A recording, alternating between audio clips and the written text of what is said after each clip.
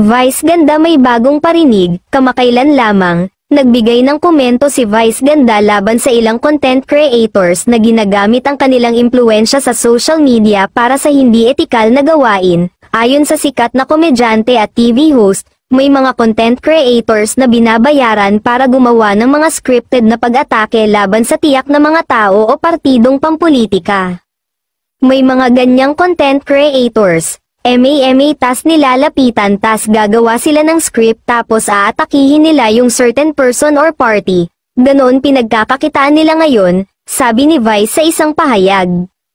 Sinabi ni Vice na ito ay isang malubhang isyu na dapat bigyan ng pansin, lalo na sa panahon ngayon kung saan ang impormasyon ay mabilis na kumakalat sa digital na platform. Sa kabila ng kanyang pahayag laban sa mga negatibong kasanayan sa content creation, hindi lahat ng netizens ay nasiyahan sa paraan ng pagpuna ni Vice Ganda. Ilan sa kanila ang nagpahayag ng pagkadismaya sa kanya dahil sa sariling estilo na madalas ay may kasamang pagmamaliit ng ibang tao para sa kasiyahan ng madla.